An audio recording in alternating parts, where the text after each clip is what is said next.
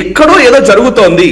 అయితే ఫిజికల్ గా నరేంద్ర మోదీ గారిని ఎలిమినేట్ చేయడానికి, లేదు అంటే ఆయన అధికారంలోకి నుంచి దించడానికి ఒక ప్రయత్నాలు అయితే సీరియస్ గా జరుగుతున్నాయి. ఇప్పుడు మమతా బెనర్జీ చేయగలదా? మమతా బెనర్జీ చేయలేకపోవచ్చు. ఆమె ఒక పావుగా మమతా బెనర్జీని వాడుకుంటారు. ఆ పావుగా వాడుకోవడానికి హ్యాపీగా ముందుకు వచ్చే మనిషి మమతా బెనర్జీ. సో పర్వాలేదు, నేను దేశం ఏమైనా పర్లేదు, దేశం ఎటెళ్ళిపోయినా పర్వాలేదు, నేను బతకడం ఇంపార్టెంట్ అనేది ఈ రోజు ఆవిడ మనసులో వేరే ఆకాంక్ష బయలుదేరిన విశాల Bangla. Exactly, greater Bangladesh. Greater Bangla point ఉంది.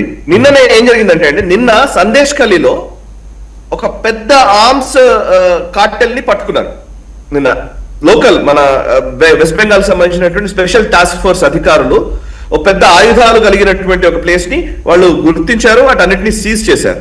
డీటెయిల్స్ ఇంకా రావాల్సింది ఉంది. సందేశ్ ఖలీలో జరిగింది నిన్న. మీరు క్రూడ్ బాంబ్స్, చాలా వరకు బంగ్లాదేశ్ నుంచి వచ్చేటువంటి వ్యక్తులు ఇక్కడ వెస్ట్ బెంగాల్లో క్రూడ్ బాంబ్స్ తయారు చేస్తున్నారు. క్రూడ్ బాంబ్స్ తయారీ ఫ్యాక్టరీ నెలకొంది అక్కడ.